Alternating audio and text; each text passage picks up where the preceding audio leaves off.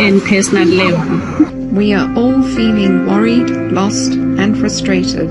There is very little we can control at the moment.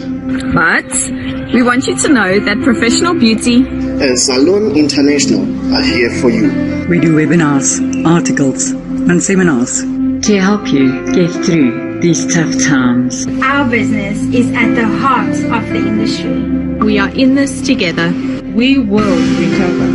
And we will come back stronger than before.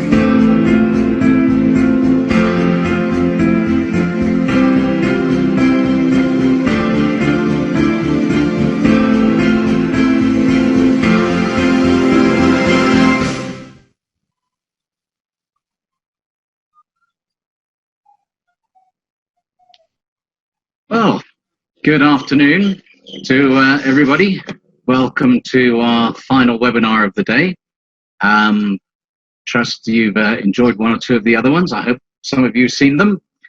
And we've now got Marisa Dimitriadis from the Spa Consultants to join us for a nice little talk on retailing.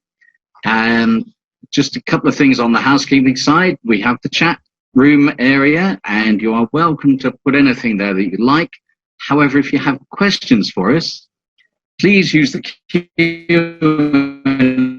box. You can access that at the bottom of your screen. You'll see the Q&A tab. Click on that and type your question in there so that your questions don't get lost in the chat area. So without further ado, Marisa, over to you. I might interrupt now and again if we have a question or two, but I'm looking forward to hearing what you've got to say. Divine. Thank you, Phil. Hello, everybody. It's a beautiful day in Johannesburg. The sun is shining, but we're not working yet. Anyway, we are here. It's time to learn and time to grow, and I'm looking forward to hosting this coaching session through Professional Beauty's platform. Thank you very much for hosting me, Phil, and to Professional Beauty. Thanks. So, whilst I get my screen up and running, as per usual, let's open up the chat box and everybody tell me how you're doing. How are you feeling? What's the word that comes to mind today? Hi, Mina. Glad to see you on. Okay, Sarah says she's positive. I think everybody type your chats to all attendees. If you look in the chat area, you're sending all your comments to the panelists. Just click on the toolbar and say to panelists and to, sorry about that. I don't know how to switch it off. It says to all panelists and attendees. There we go, Tanya. Brilliant. Well done. Okay, feeling great. Motivated, ready to get to work. Excited for another great session. Positive. Okay, sounding good. Today is a great day. Lovely. Feeling good. Looking forward to this webinar. Thank you. Motivated. Great. VIP list response. Yay. And we're going to chat about that in 1 second. Ready to make money, feeling positive, feeling good, ready, inspired, motivated, feeling good. We shall overcome. I love that. Great. Hello, Sunny here. Beautiful. Okay. Jackie says, ready to get back with some new tools to get through this. Determined, motivated, and inspired. Looking forward to a mind-blowing session again. Right. I'm going to try my best to blow your mind. How's that? No pressure. No pressure. Cara from Swaziland, welcome. Do we have anybody that's not from South Africa? If you can go into your chat box, perhaps tell us where you're from. It will be lovely to hear. If you're not from SA, and places like Durban do qualify as South Africa, just by the way, and Bloemfontein. We're looking more for Chicago. Leniel, welcome from Chicago. That's beautiful. Namibia, Karen, hi. That's wonderful. Okay, so that's exciting. Whoa, Tanzania, love it. Originality SA, of course. back again, Zimbabwean in Nigeria. Lovely to have you back. Wonderful, wonderful. And beautiful. Okay, so everybody's feeling pretty upbeat, okay? We don't seem to have anybody that's exhausted today or frustrated, so that's not a bad thing, okay? That's great. So I'm going to share my screen and let's get going with the presentation. Okay, so can everybody see my screen, by the way? Phil, is my screen good? It's Okay, super. So everybody, the usual that I do, okay, is please everyone go onto either ProBeauty's page or even better, go onto your own social media pages and let your clients and the world know what you are doing. You are growing. You are spending time using it, getting motivated and inspired, okay? Also, let's show the government that we're ready. Maybe they eavesdropping in on our social media, okay? The more noise we can make, the better it is for all of us. So let's just show everyone that we are learning, we are ready, we are getting ourselves geared up. So again, you can tag ProBeauty, and then please, all of you, these posts are amazing. Take a picture of a slide that you like and go mad. Okay, post it up there. Let people know how you're feeling. Let them know what you've learned today and what it is that you have in the pipeline and are planning to do. Okay, please remember to tag me as well. Okay, most of you have been doing that. So thank you so, so much for that.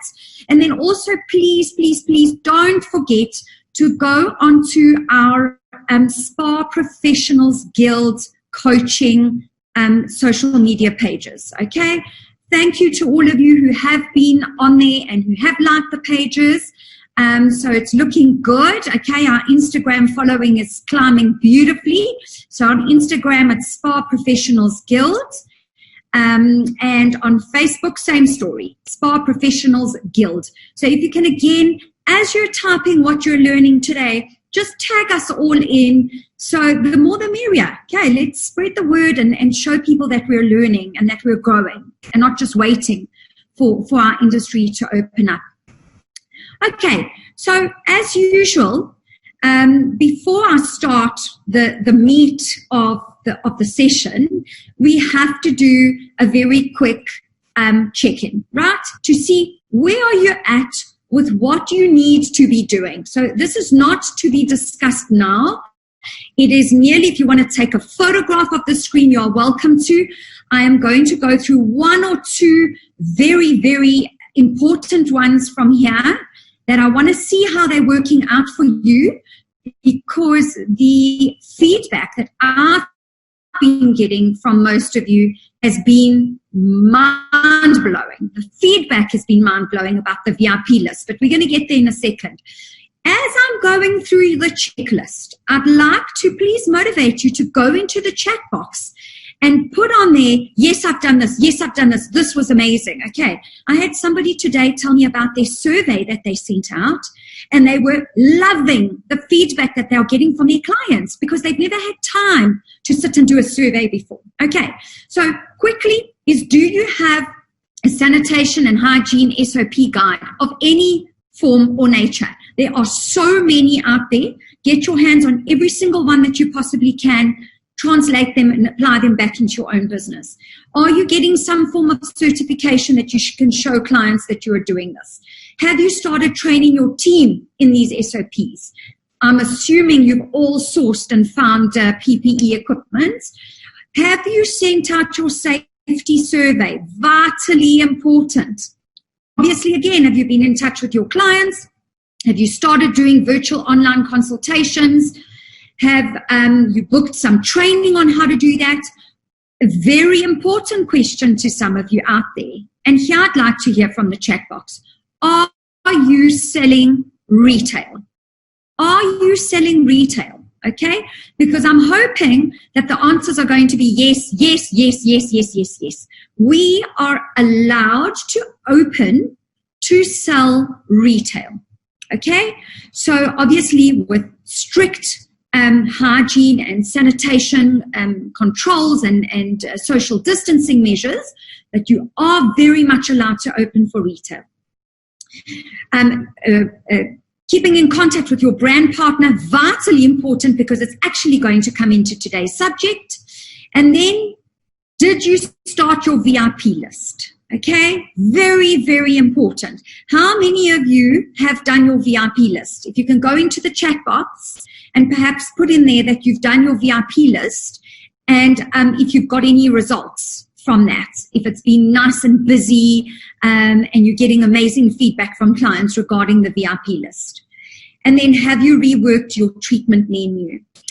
One of the ladies that I've been chatting today added a couple of questions into her safety survey in terms of treatments, and said that it was very interesting for her to see what treatments her clients are more looking for and focusing on, and she's going to in turn rework her treatment menu to suit that.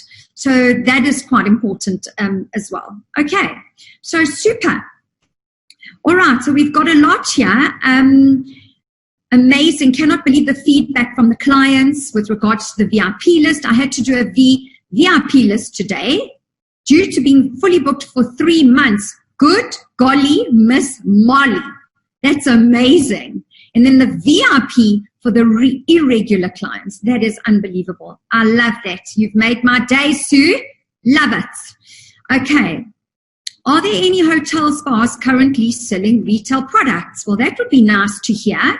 There we go. Okay, Taryn is from Cape Grace, and they are selling retail. And I am very happy to hear that, Taryn. So well done. Very, very impressed. And yes, great response. Amazing, keeps you so positive. VIP list, very busy. Okay, super. Right, all right, so let's keep going. Okay, so I'm going to open up today's actual meat part of our meeting, okay? And this is retail, really. And I think before I share some ideas, and there are ideas that I'm going to need to ask you to keep an open mind, as usual, as I usually do, because retail seems to be, or was, let's put it that way, a very sensitive subject, very sensitive. It was like spas and salons felt that they were there to perform a treatment, and that is what they had to do in the best possible way. I completely disagree with that, because I feel that you should be doing the treatment in the best possible way, but retail is part and parcel of your service. So if your clients are not taking the products that you are recommending to them and using them at home, how on earth can they possibly continue those results? It's impossible, literally, okay? So now COVID and lockdown has had a mind shift change in a lot of salon owners and managers' minds. Because the only revenue stream right now is retail, all of a sudden retail has become the most amazing thing ever. And it's become so amazing and easy. And yes, it's keeping me motivated and keeping me going. I would like you to remember that post-lockdown and ensure, and I've said this and I'm going to continue to say it, that retail is your main revenue stream in your business. Services can be there, great, wonderful, yay. But retail needs to be the main revenue stream. So let's first chat about some rules regarding retail, because it doesn't help for me to give you ideas on how to sell or retail to a cash-strapped client when the foundation elements of retail have not been laid. Okay, so we need to, whether we are going to retail to a cash-strapped client or not, the following rules regarding retail are not negotiable. Okay, so let's have a look and see what they are. So before I show you the next slide, I'd like you to take a second to free your mind of excuses. Because I know that an excuse is going to come into your head at the very first point that I make. I know it, okay? And I'd like you to have a look at this quote. It says, if it is important to you, you will find a way. If not, you will find an excuse. Okay, it really is that simple. So if this revenue stream is vital, and it's amazing how right now during lockdown, this revenue stream is vital. It's do or die, and it's the only do that we can do. So we're finding ways. Everybody's getting really creative, okay, about finding ways to retail. When we go back and you can perform services, if it's not that important anymore, all the excuses are going to start coming up again. Okay, so let's have a look and see what the retail rules are. Okay, number one is fully stocked shelves. And I'm going to give you an example in a second of what 60-70% of the shelves out there normally before COVID look like. Because generally, I don't see fully stocked shelves, okay? Fully stocked shelves I see in the salons and spas that where retail isn't an issue. It just, they pump it out. And number one reason that they do that is because there is a lot of stock. And I'm sure a lot of you have heard that saying, stock sells stock. 100%.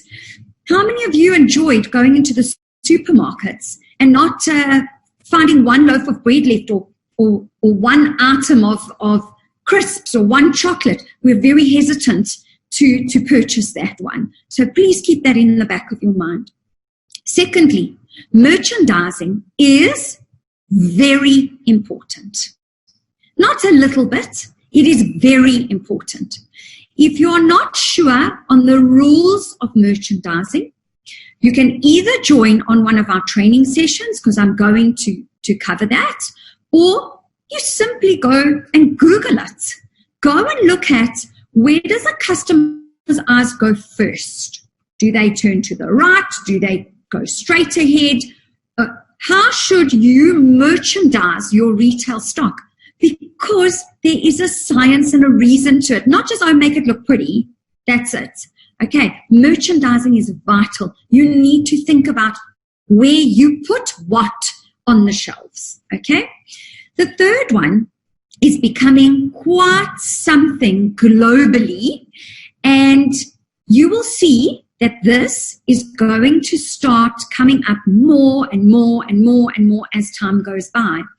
And it is a concept called aroma psychology. What aroma psychology means is that they use smells, aromas, to make people feel a specific way. Okay? So there is talks of, in China, for example, they are looking at ways to infuse smells into the streets of heavily polluted areas to try and get more alert nation. I mean, more alert than they already are, but that is what they are. That is what they are working on. In certain car dealers, already today in certain car dealerships, you go in and they have a signature smell. And a smell that one specific car dealer that I know of has a scent that makes people feel like royalty. And the royalty makes them feel like they have money, so it enhances the purchase. So again, you need to look at what aromas can have on our area that are going to support an open mind and a purchasing feeling, okay? Number 4, consultations. So I just want to go back to the not negotiable part of this, okay? So if you have a retail issue in your business, you need to go back to these rules and have a look at, can you tick all these boxes? If you can tick all these boxes, then we need to look further and see, okay, why are you not retailing?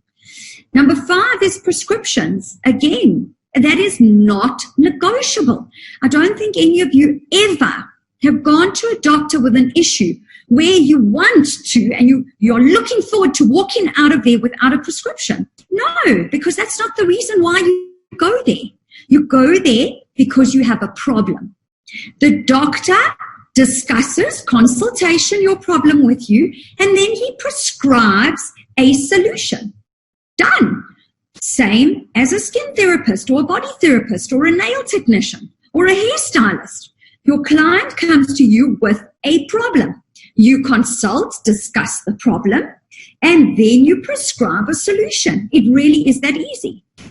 Number 6, and I know that today's discussion is selling to a cash-strapped client, but mindset has a lot to do with your ability to be able to retail. So I would like you to not assume that everybody post-lockdown is going to be cash-strapped. You sell to them like they have all the money in the world, and let them say to you, oh, I'm on a budget, babes, can only take 1 or 2. Okay, don't make the assumptions. And this is, again, vitally important for your therapist to understand that as well. And part of your SOP training with retail with them is to make sure that they do not assume the client's financial status is the same as theirs or whatever they think that the client's financial status might be.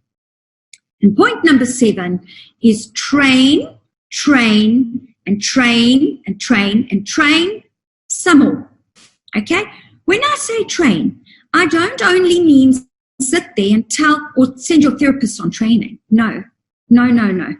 I mean role play. Role play every single day, one product with each therapist. Sell this to me. Who would you give this to? What skin types are this for? What ingredient is in here is good for what skin? That is training because it's constant and it's continuous and it's real. You're doing it one-on-one in front of each other. Okay, so let's move on to have a look at some shelving displays. Okay, so the display on the left-hand side is what a lot of our salons look like because they prefer the option of if the client wants something, I will order it in for them. Okay, I hear you. And I understand that cash flow is an issue, and we're going to discuss some ways in which to perhaps overcome that. But if you just at a glance look at these 2 shelves, which one is more appealing to the eye? Which one would you rather walk up to and pick something up off of, or even just look at from a merchandising and from a stock quantity point of view? Of course, the one on the right-hand side. Okay, so there's an art to the shelving on the right-hand side, and yes, not all of your shelves are going to have a mixture of brands, but the point is their stock.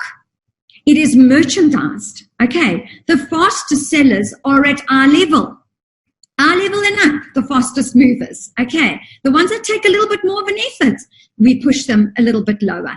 There is an art to the way that you merchandise your shelves. Okay, so now that we've covered the rules and regulations, I would also like to share something with you, is your retail offering rules. Okay, so you can take this or you don't need to take it. It's some advice that I'm giving. But in order for you to be able to run a sustainable business in this industry, you need to look at 3 main points when considering any retail offering. And the reason why I want to say any is because I go into some salons and there's jewelry and scarves and I don't know, lots of stuff. Okay. When I get into the discussion with the owner about, wow, this is also beautiful, like I hope you're making money off it. And the answer is, well, no, not too much. we've got like a 10% markup on the jewelry. So I want to tell you something about that 10%. That your display might look beautiful and the jewelry might look gorgeous, but you are diluting how much money you can make off what should be your focus. Are you jewelers? Let me ask you that question. Are you clothing stores? Are you scarf makers? Are you handbag makers? No. You are not.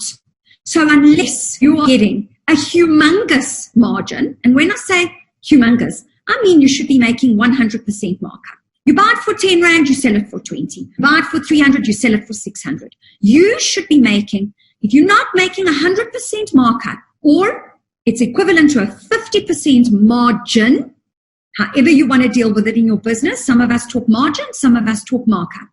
If that is not what you are making, I would like to urge you to think about not selling it, because you are diluting the cash that the client has available.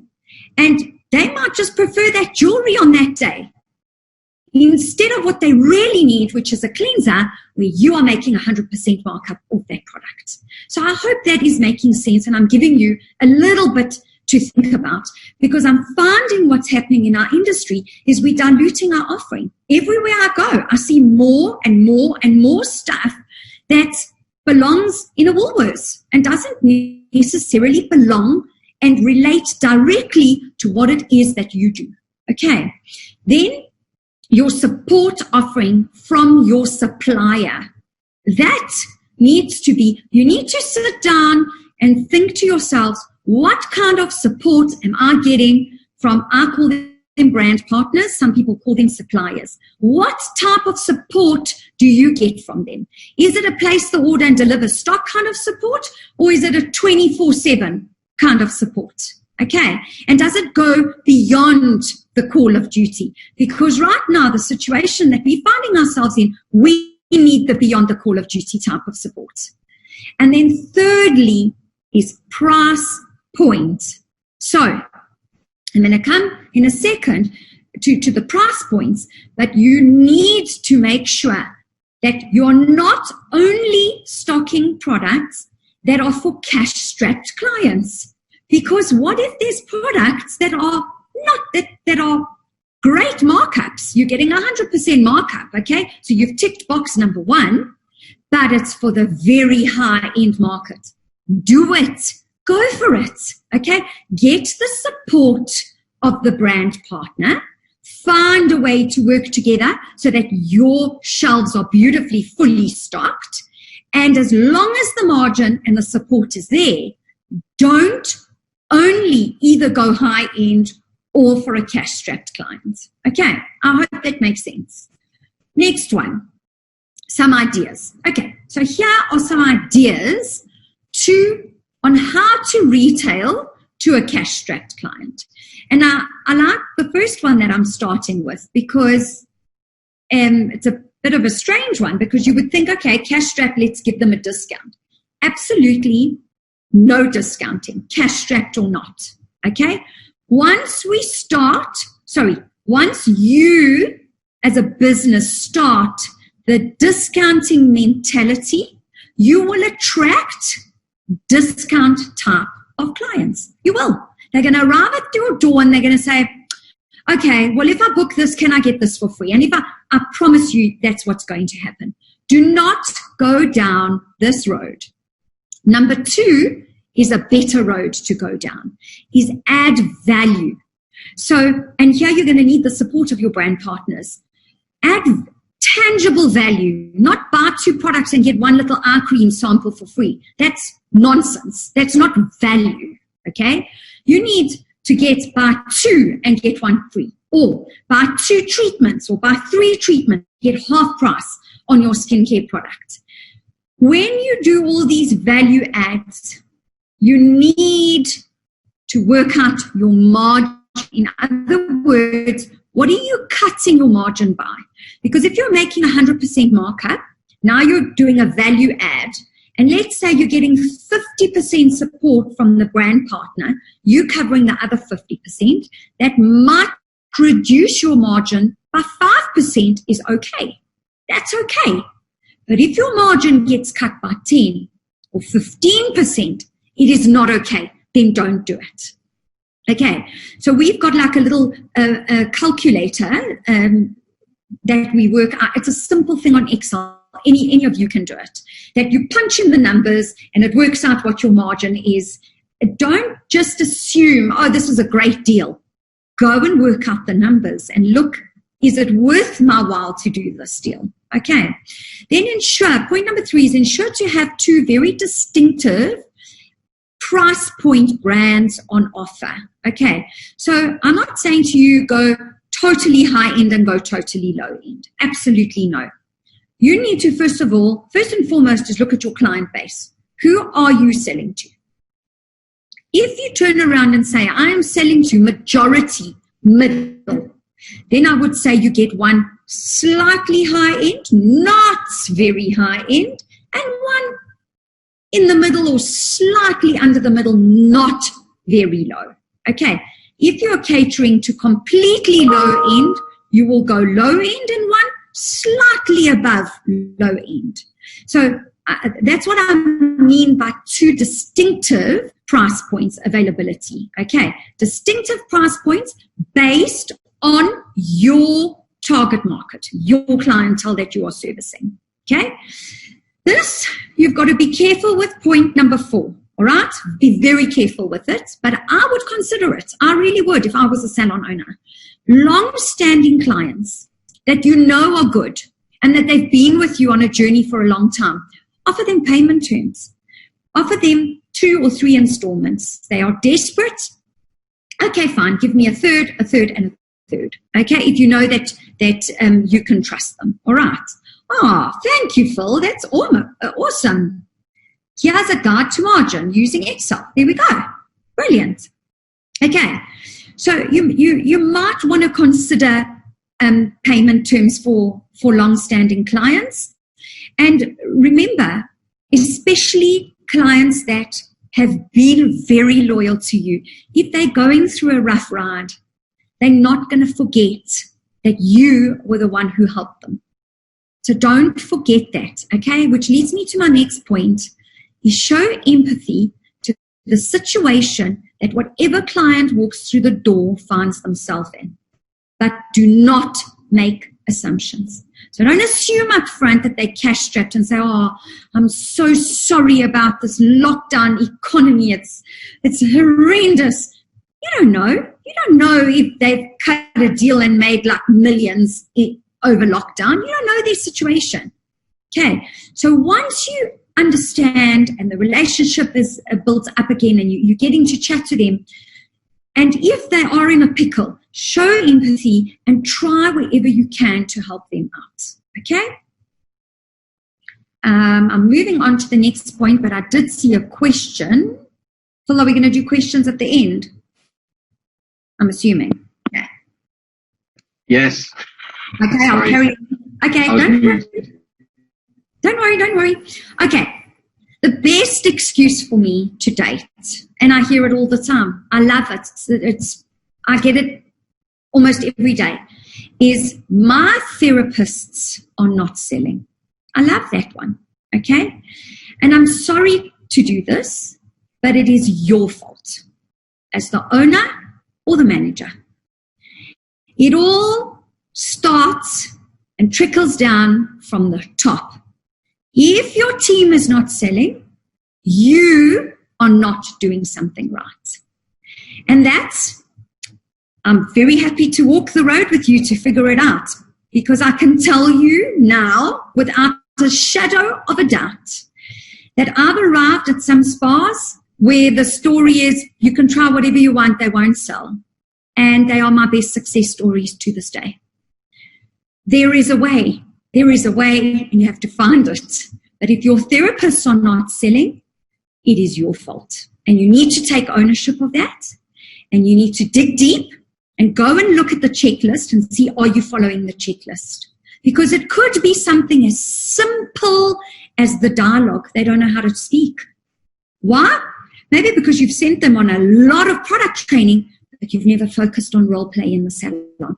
There's 100 questions I could get into asking you about if you say to me your therapists don't sell. But I can tell you right now, you can get your team to sell.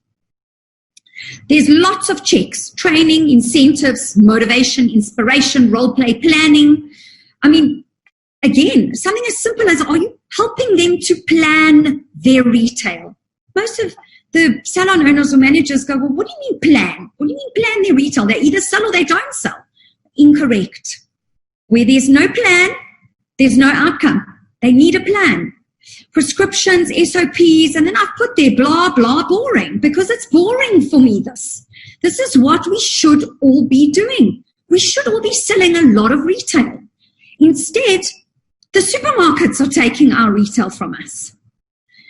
There's no one, and my last point is there's no one better to sell to a cash-strapped client than a cash-strapped therapist, which they all are going to be, if the carrot is big enough. Now that carrot is different to all therapists. So it cannot be one carrot for everybody. Absolutely not. Okay. So again there, you might turn around and say, oh, I've done 1 million incentives. What if the incentive that you've done doesn't speak to your whole team and only speaks to one person? Okay. So again, the same way I've been chatting to you about personalization of treatments and personalization of client care, you need to look at personalization of your team members. How do you individually deal, and what growth path do you have for each individual staff member?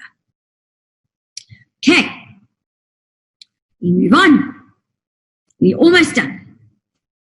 I've put this in big and bold, and some of the brand partners out there, or the brands out there, and including myself, might not feel very comfortable with what I'm going to chat about here.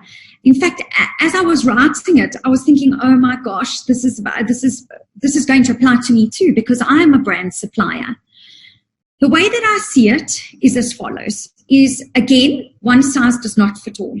Okay, so I don't think that we can expect every brand partner to deal with every salon in exactly the same way, because they need to minimize their risk as well, the same way you do with your clients coming in. But if we don't stick together, and if we don't find ways to work together and help each other, nobody's getting out of this. So I sort of thought about it long and hard, and I thought, okay, I'm going to have most of my clients coming to me and saying, Marisa, how can you help me, and can you do this for me, and can you do that for me? But these are the ideas that I have for brand partners, and that you're welcome to go and chat to your brand partners about it. Number one is bettering your margins, but with a very important point coming at the end of it, without making you commit to a purchase target. Because I get it, okay?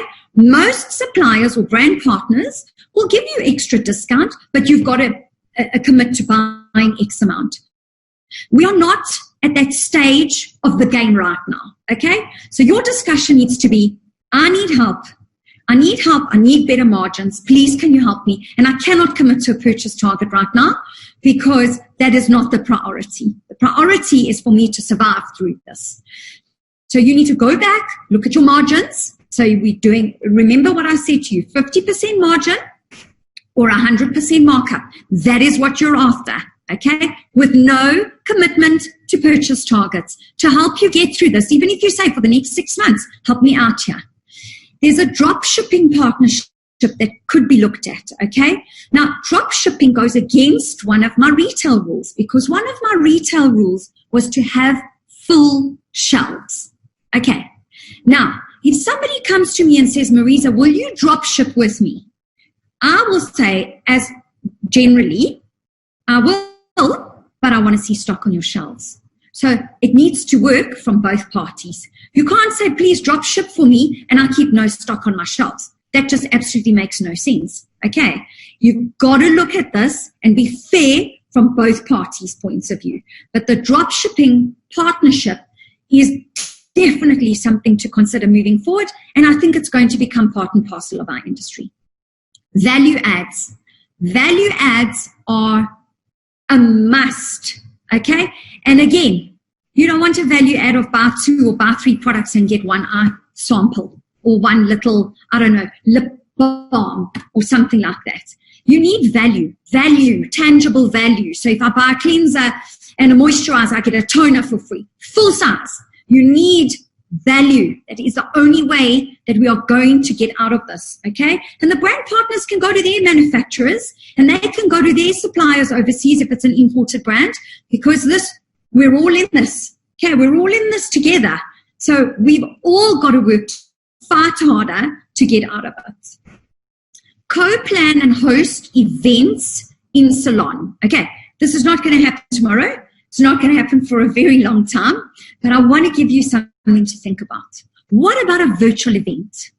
What about getting your brand partner to co-host a virtual skincare party or a virtual skincare sublimation? I don't know. You know what? We can come up with a million ideas here. But eventing, be it online or be it in salon, is a 100% way to keep your client loyal. Consultation clinic days. Get your brand partner in and say, please come and help me. Come and help me once a month or once every second month. Come and help me. Come and sit and work in my salon, or help me. Just come there and do my retail or support me in some way. Okay. And then, very importantly, because remember, we need that carrot for the therapists, is the brand partners have to put a massive emphasis on therapist incentives. So I want to say something to support the brand partners too. You cannot hand over responsibility of making your therapist sell to the brand partner. You can't do that. That's not right and it's not fair. So you cannot say, yeah, you make my girl sell your product. It's not it's our product. In other words, everybody's product together. Okay. It's as much yours as the salon owners as the brand partner's brand. Because why? Because you both need each other. Okay. But speak to them and reach out to them and say to them, can you help me with incentives? Let's find out together. Okay. This is a together thing. It's a together journey. Let's sit with the team, find out what each of them wants, or the manager finds out from the team and feeds back to the brand partner. And together you come up with a personalized incentive scheme for your staff members so that you can push them. Okay. And then I want to tell you something very important. It is not about quantity. It's not about how much you sell. I have heard over and over again a salon owner say to me, I can't keep enough of this product because it just flies off the shelf. Like I order 20 or 30 in a month. And I'll go, wow, that is amazing. And then I'll go, okay, well, what's your margin on the product? And they go, oh, no, they only make 10% on it. So I just want to tell you that that little 10% that you make is probably costing you more money to have that stock on your shelf than if you focused on, when I say quality, I mean on margin. Where's the money coming from? And put your energy into that as opposed to your energy into something that flies off the shelf, but you're not making any money on it. Okay, so let that sit with you for a while, okay? Again, this is depicting what you are looking for. You are not looking for quantity. You're not. That gives you low money. You're looking for quality that gives you high margins and high return. Okay. And finally, I have one slide and one video clip to show you. And the message on the slide is very, very strong. And that is, become obsessed with your business. Become obsessed with making a success of your business and your team. And I want you to think about something that you are already obsessed about. On Tuesday, it was the F word, which was fanatic. Same thing. I'm using a different word today. Today I'm using the O word. Find something that you're obsessed about and translate that feeling into your business. Okay. Phil, do I have time to show the video clips? You do indeed. Yeah. Last thing I'm going. Okay, one more slide. One more slide and then the video clip. Okay. So just a quick what's coming up next week, because this has been on everybody's messages to me, is how do we pay our staff when we go back? Okay. That threw me off. I never thought about it, but it's definitely something to think about. I'm working on a few ideas. Hopefully they will be ready by next week, but it's just to put out there a few new ways to pay your staff post-lockdown, okay? Because I get it. We can't all go back and just, okay, so now we're seeing less clients, we're spending more money on sanitation, and we've got to pay everybody the same. Not going to work, okay? So we're going to chat about that next week. We're also going to chat about an employee wellness plan. So I've been giving you all these plans, planned sanitation and planned virtual consults. There's something very important that you all need to prepare for, and that is for your employees' well-being when they return. And it starts just before they come back. And we're going to be chatting about that because it's really important. They are your business. Finished. They are your business. And then the third one is a little bit sensitive because I'm assuming that maybe 50, 60, or 70% of you on this platform are salon owners maybe, is it all depends on who's on top. Okay. And what that means, because that can be taken in a few ways, what that means is that the leader of this ship or the captain of the ship is the one that dictates where and how that ship is going to sail. And we need to look at who's on top and are you doing what you need to be doing so that your ship sails successfully. Okay, so that's for this week. And then this video clip is very powerful and let's hope it works. I think it does because I tested it before. So please all have a listen and then we'll move to some questions. Let me tell you something you already know. The world ain't all sunshine and rainbows. It's a very mean and nasty place, and I don't care how tough you are, it will beat you to your knees and keep you there permanently if you let it. You, me, or nobody is going to hit as hard as life. But it ain't about how hard you hit. It's about how hard you can get hit and keep moving forward. How much you can take and keep moving forward. That's how winning is done.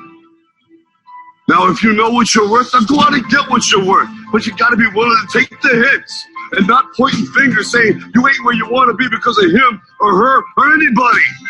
Cowards do that, and that ain't you. You're better than that. Take ownership for your life. Nobody can live your dream for you but you. Nobody's going to take care of your business like you. Stop coming up with excuses. Don't give yourself permission to continue to live a small life. You can't fit a big dream into a small life. Give yourself permission to go for it, to test yourself, to challenge yourself, to live full. Like the saying, always strive to get on top in life because it's the bottom that's overcrowded.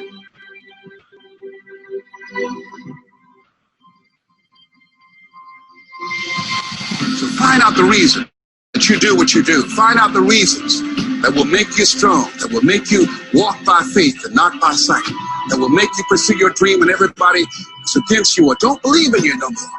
Let me tell you something, that's a lonely feeling. It's a lonely feeling, particularly people that you're doing it for, or people that stand to benefit the most, or people who should be the #1 members in the encouragement club, but they end up saying, you can't do it, and they become members of the discouragement club. Oh, it hurts very badly. I know what that's like. Have people that you love close to you that look at you with that look and say, why don't you try something else? Why don't you give up? I said, but this is my life. I have got to do this. I said, look, don't cry to give up. Cry to keep going. Don't cry to quit.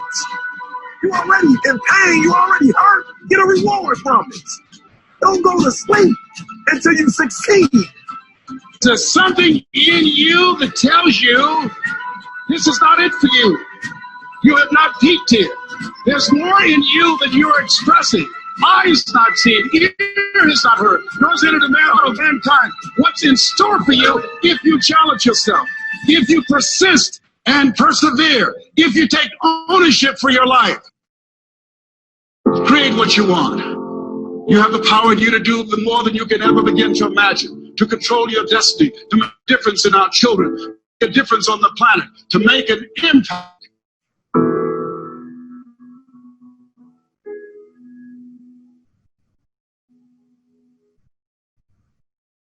Done.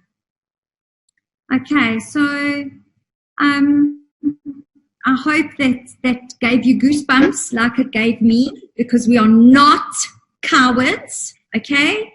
And we've got this. And yeah, let's open up for some questions. Well, I've got a couple of questions. There was one on the Q&A. This was Claire Ramble asking, 2 price point brands. Do you suggest only 2, or is 3 or 4 okay? Depends how many brands you stock, I suppose.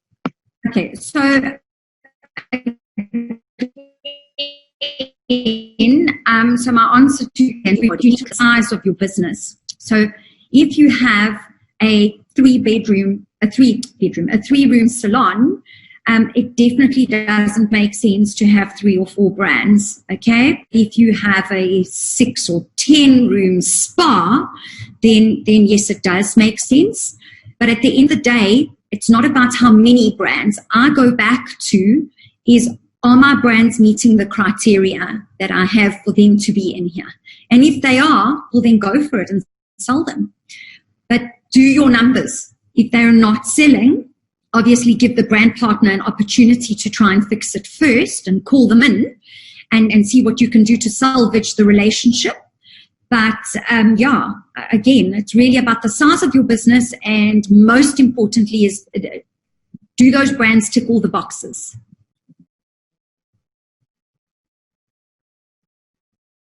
Yeah, because I was thinking about, they have thousands of different line items, but they only have a discount, maybe 10, 20 of them, not lots and lots and lots. So if they're the experts in retail, after all, if they're doing it right. Yeah. Also, Phil, with the retailers, and we should be looking to them. That's why I said you can have the retailers. You want to put your brand in a retail store. The first thing they look at, it's not even what does it look like and who does it appeal to. It's what is their margin. Can you offer me this margin? If you can't, cheers, goodbye, I'm not interested. So they that ruthless. Yeah. One question that I was wondering, in the UK, suppliers used to give product to salons on consignment as the word they use there. Mm-hmm. Do people do that in South Africa? Is that an option somebody should look at or not? So again, Phil, I think it is case by case. I don't believe in a one size fits all approach. And I'll speak to you as a brand partner. First, I'll speak as a brand partner, and then I'm going to speak as a consultant. Okay. So as a brand partner, I would look at what is my risk involved with that specific salon. So if they've got a good track record, if they are busy, if they send their girls on training, so if they tick all those retail conditions that I had right in the beginning, I can see they do prescription, I can see they're committed, I will help them with consignment. 100% I'll help them. But I wouldn't make it permanent. And now I'll talk to you as a consultant why I don't like consignment is that it doesn't push anybody in the equation to sell. That's the only reason why. So I like it from a cash flow point of view. This is now Marisa, the consultant, speaking, okay, because now cash flow is easier. but I don't like it because the manager or the therapist, most of the time the therapists don't really know. But in the back of her head, the manager thinks, well, we haven't paid for this, so there's no urgency to sell it. But I do think that there's going to be a little bit more of consignment happening, perhaps to help this one.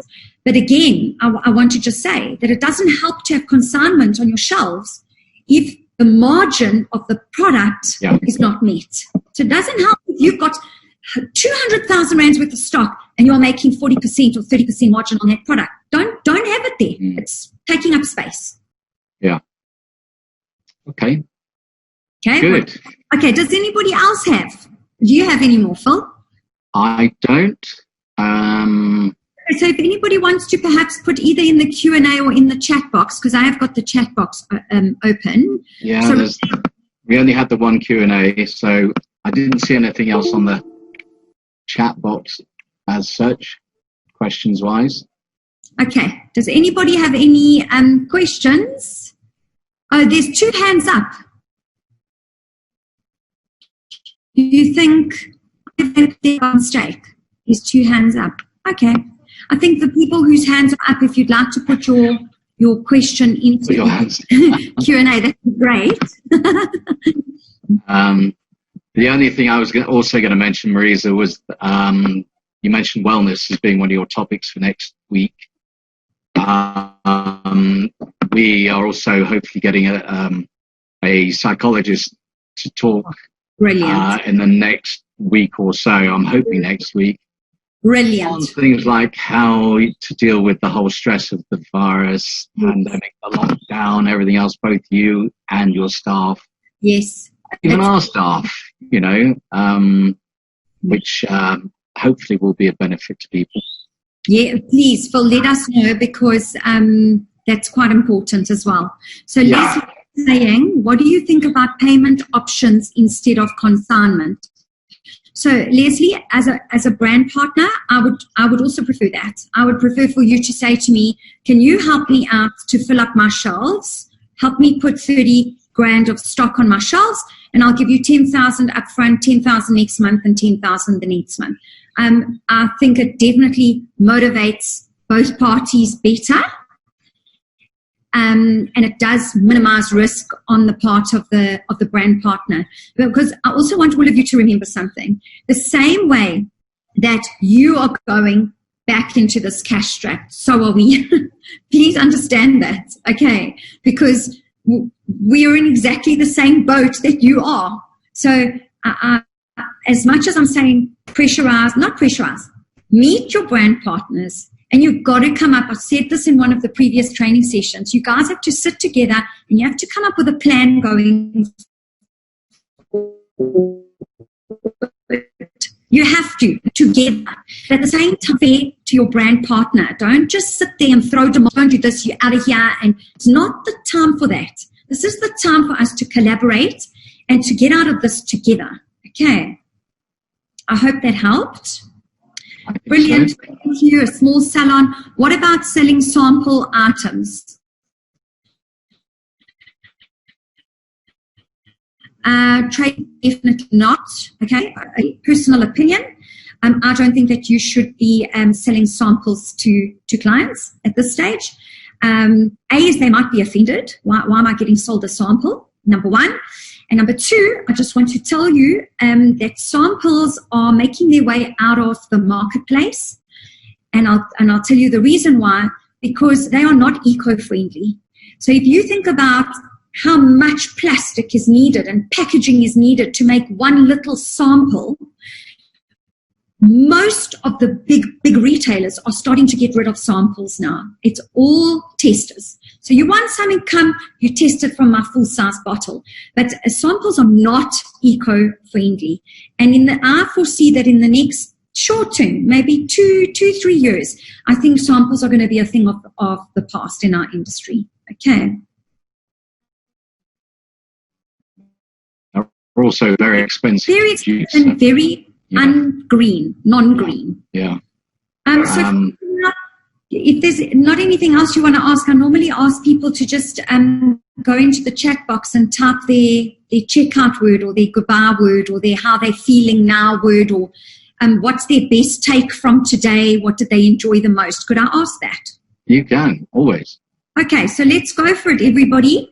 Go into the chat box and tell me or tell us, what is your best take from today? What are you going to plan to do better? Obsessed. I love it. Become obsessed. Somebody's paying attention. Brilliant. Okay. Let's hear. Oh, another one. Obsessed. Good. Okay. Awesome ideas. Thanks so much. Got a list to work on starting now. Good. Debbie, on Tuesday, I don't know if you attended as F word, but one of the F words was fast. So act fast, not first, but fast. Enjoyed all of it. Thank you. Obsessed. Retail. Train, train, train. You deserve a bells. A bells was nice. Oh, that's nice. Okay. Product sales, product. Keep those shelves full. Motivated. Yes, Fairuz. I'm so happy. Carefully check margins, merchandise, align with a good fit brand partner. This is my bi-weekly injection of motivation. Love the detail of the content. Still have homework, so becoming obsessed. Good. Becoming a fanatic. Plan, plan, plan. Mind-blowing for success. Rework pricing. Brilliant, Brenda. You must do that. Motivated, focus more on retail. So inspired and ready to get obsessed. Love it. Okay, focus on retail. Yeah? We've got one last question that Mandy Fuller is asking. Can you explain to me what exactly is a drop shipping partnership? Okay, so a drop shipping partnership is where your client orders and your supplier delivers to them. Okay, so and I would accept, and remember I said to you I would accept a drop ship partnership, but this is the terms and conditions I would accept it on. That your shelves are fully stocked, and B is your client can't get to you. You don't want to lose them to somebody else. So you would say to your client, you can't get to us to get your retail products. Don't worry, we will have them delivered to you, but your brand partner delivers them on your behalf. Okay, so that's the concept of a dropship. Okay. Marisa, could you answer my question above?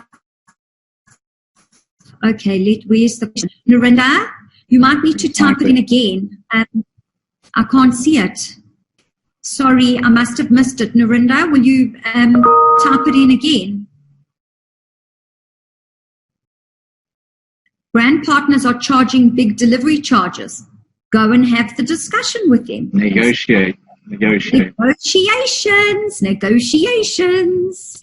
Okay. Yes, excellent. Okay, Martina is saying her brand partners offer drop shipping. This could work well. Yeah, it could work well if you are still committed to keeping stock on your shelves. If you are not, I promise you, the drop shipping concept will not work. It will not work because all that's going to happen is the retail in your salon is going to drop all the way down. Okay. Narinda, if you're there, will you type your question? There we go. Some brand partners have started selling directly to the public at the same price as their stockists, effectively being our competition. Get rid of them. Sorry, get rid of them. Okay? My brand partners do not charge shipping. Lovely. Okay, wonderful. I think what I'm trying to do here is really open up engagement with your brand partners. If it bothers you that they sell to the public at the same price and there's no option of including you, in other words, giving you a drop ship option, then that for me, as somebody who supports professional only products, especially in all the spas that I consult to, it's not just a phone call, cheers, I'm not stocking you anymore, because it doesn't work like that. It's please can we have a meeting? Let's sit and discuss this. This is what I'm not happy about. How can we find a solution to work together so that I as a business benefit first, because I am ultimately your client.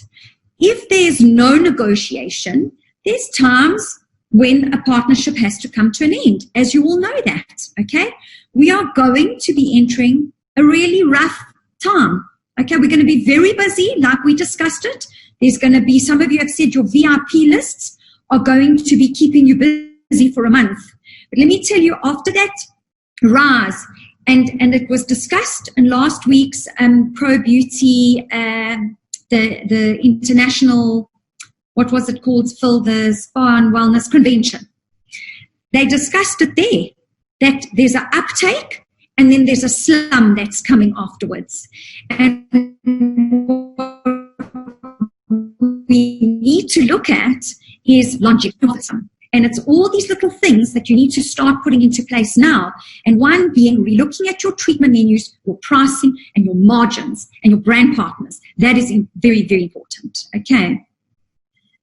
All right. Okay. Well, thank you, everybody, for the lovely, that's my word for the day. Negotiate, negotiate, negotiate. Yes, Mandy, that's a great word. Super. Okay, so I think if there's nothing else, Phil, I don't think there's any other questions. I'm looking forward to what? Would the Professional Beauty Expo still happen? There we go. Phil, a question for you.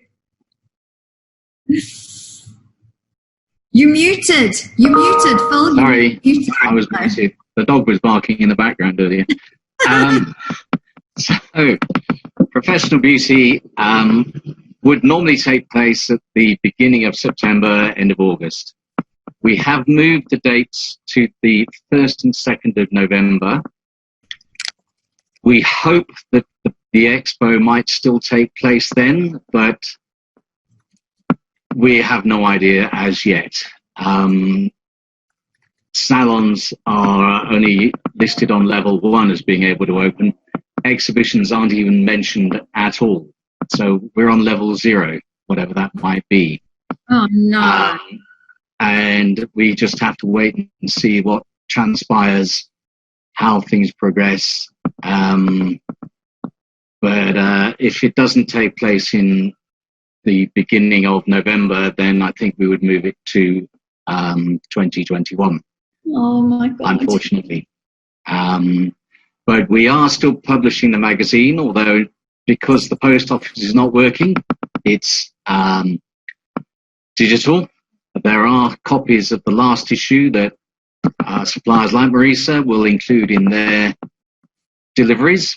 But the digital magazine is available on issue.com, and we are about to publish the next issue, I think, on tomorrow. So it's packed full of lots of interesting things, as usual, but it will be digital.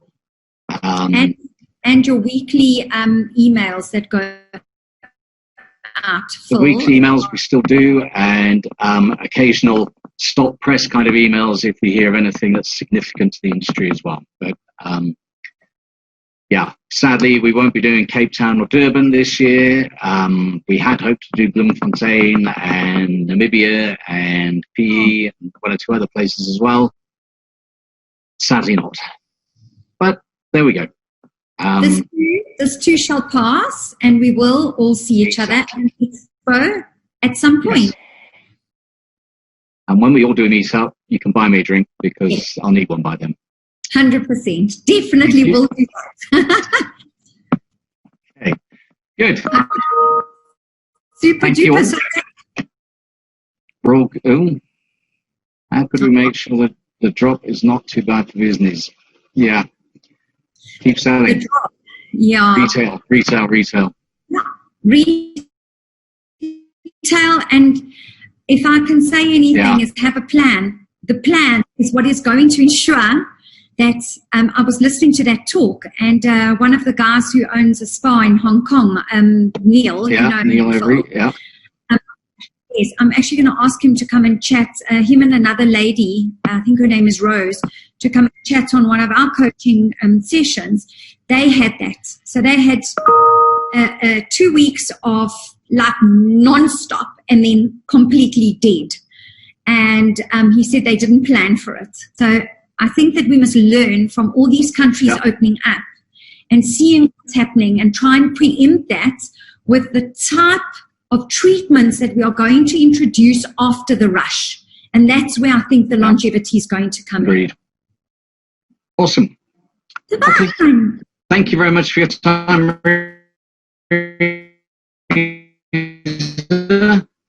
As always, very informational. And thank you all for being involved. Thank Until you. the next time. Beauty. All right. Thanks. Cheers. Bye now. Bye.